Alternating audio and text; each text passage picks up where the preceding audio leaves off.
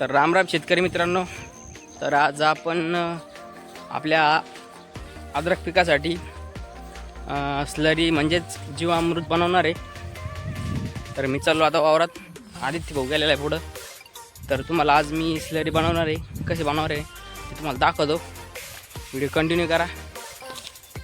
चला, तर स्लरीमध्ये काय काय टाकतं ते पण तुम्हाला दाखवणार आहे. चला, व्हिडिओ कंटिन्यू करा. चलो. तर मित्रांनो, तर आज आपण बनवणार आहे आपल्या आले पिकासाठी स्लरी बनवणार आहे. तर त्यासाठी काय काय लागणार आहे हे बघा, तुम्हाला सांगतो मी. त्यासाठी लागणार आहे 10 ते 12 लिटर आपलं गावरान गाईचं किंवा मग आपल्या गिर गाईचं गोमतीर लागणार आहे. आणि शेण पण त्याच गाईचं लागणार आहे. 20 किंवा 25 किलो शेण लागणार आहे. त्याच्यानंतर बेसन पीठ घ्यायचं 2 किलो. आणि त्याच्यानंतर हे आपलं गव्हाचं पीठ 2 किलो आणि 2 किलो गूळ त्याचा भुगा करून घ्यायचा पूर्णपणे. आणि 200 लिटरची आपली टाकी लागणार त्यासाठी. तर ती तुम्ही अगोदर फुल अर्ध भरून घ्यायची इथपर्यंत. त्याच्यानंतर मग हे पूर्ण त्याच्यामध्ये काढून टाकायचं. तुम्हाला दाखवतो मी कसं काढणार ते. पाहता आहे गव्हाचं पीठ 2 किलो. हे पहिले बकेट काढून घेऊ.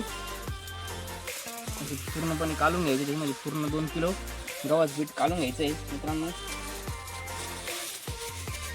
तुम्ही एक वेळेस अवश्य सोडून बघा, एक नंबर रिझल्ट त्याचा. असं पूर्ण त्याच्या जे असं पूर्ण जे गिठुळे आहे पूर्ण फोडून घ्यायचे आहे.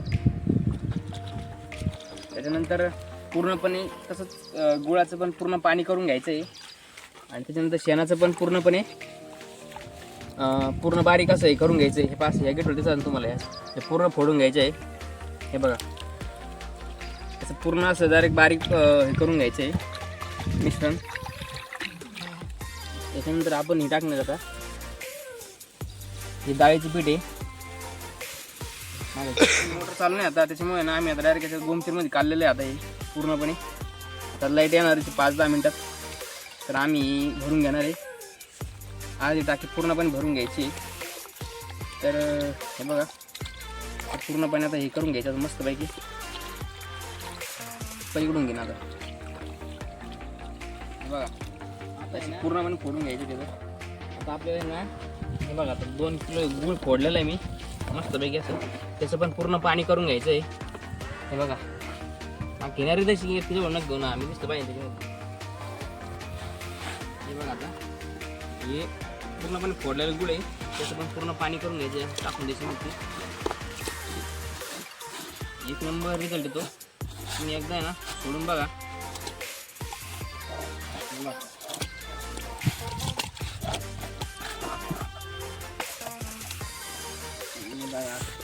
मस्तपैकी असं पूर्ण चालून घ्यायचं त्याला असं.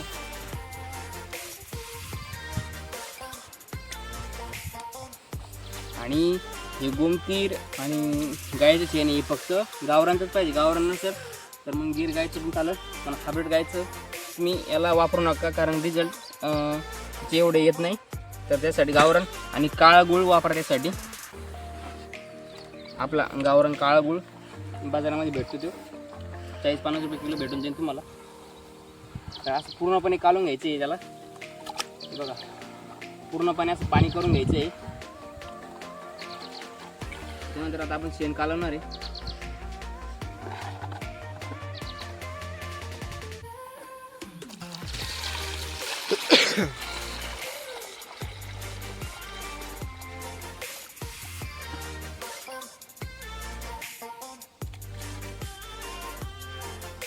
शेण पण याला ताजच पाहिजे. 1-2 दिवसात असलं तरी चालेल, पण जास्त जुनं घेऊ नका. बघा, पूर्णपणे काढून घ्यायची त्याला.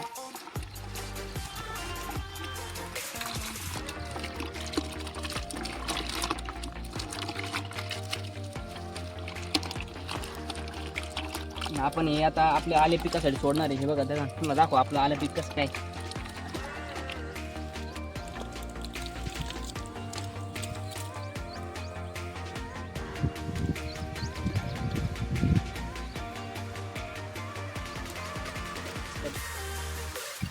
तर आपण हे आता काढलेलं आहे.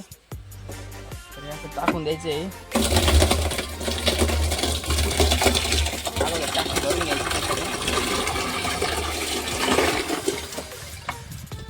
अर्धी टाकी भरून घ्यायची आणि आपल्याला आहे ना त्यासाठी 5 किलो आपल्याला आहे ना कुठल्या पण बांधाची माती घ्यायची. तुम्हाला दाखवता इथली माती काढतो मी आता. माती घ्यायची लक्षात नव्हतं राहील माझं. तर हे बघा आता आपण माती कुठली घ्यायची तुम्हाला माहिती आहे का? बांधाची साईडची घ्यायची कुठली पण कांदा खालची.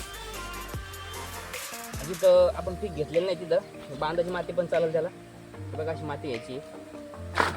एक 5 ते 6 किलो माती घ्यायची त्यासाठी. याच्यामध्ये काय असतं माहिती आहे का? याच्यामध्ये ना जीवाणू असतं. त्याच्यामुळे हे पूर्ण तिच्या स्लरीमध्ये पूर्णपणे हे होतं. माती घ्यायचं आमचं लक्षात नव्हतं अगोदर. आमच्या मागे थोडी गडबड चालू आहे आता. आम्ही बनवणार स्लरी आता.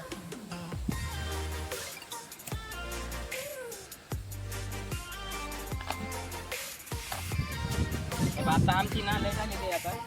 टाकी भरून येतो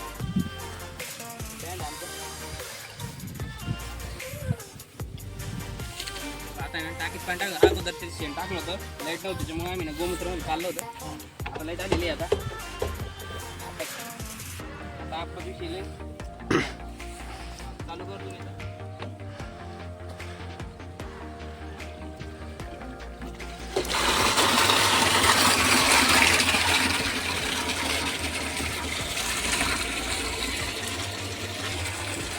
आता आलं ना याला अर्ध भरून घ्यायचे. पूर्ण पाणी भरून घ्यायचं आता.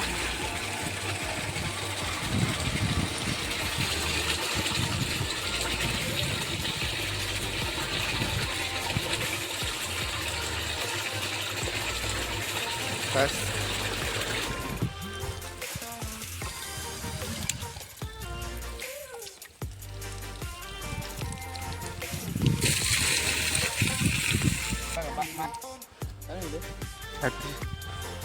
बघा 5-6 किलो माती आणलेली आता. ती पण टाकणार नाही ह्याच्यामध्ये काढून पूर्णपणे.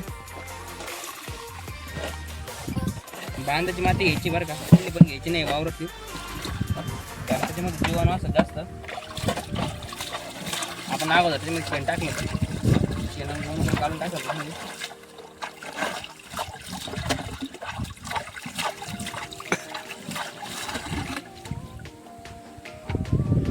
हे पण टाकणार ना आपण काढून घेणार. तुम्ही कधी पाहिलं नसतं.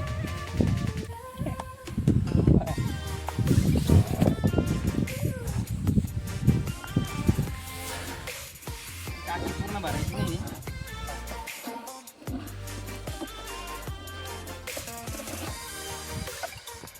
शेण टाकले आता आपण शेवटचं काय आपलं गोमूत्र राहिलेलं आहे आपलं आता.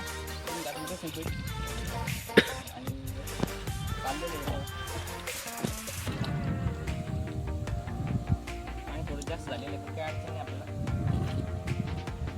झालेलं आहे आता आपलं ना. याला आता बांधून पूर्णपणे आपण काढून ठेवलेलं आहे आता. त्याला आहे ना तुम्ही 5 ते 6 दिवस भिजत घालून ठेवायचे याला. आणि याला आहे ना रोज सकाळ संध्याकाळ याला झाकून ठेवायचे. मेन म्हणजे याला सावलीत करा. सावलीत नाही केलं त्याला पूर्ण फडक्यानं बांधू शकताय. पण त्याला झाकून ठेवा उन्हामध्ये पूर्ण लागू नये. सावलीत केलं तर बेस्ट राहील. पूर्णपणे काढून घेतल्यानंतर मग त्याला रोज सकाळमध्ये हलवायचे. आणि 5-6 दिवसानंतर त्याला तुम्ही ड्रिपने आपल्या अद्रक पिकासाठी देऊ शकता. पूर्ण झालेली आता आपल्याला मस्तपैकी आता तुम्ही पाहू शकता. तर आता आपण त्याला बांधून ठेवणार आहे. चला व्हिडिओ आवडल्यास लाईक करा, शेअर करा, कमेंट करा, सबस्क्राईब करा. चला धन्यवाद.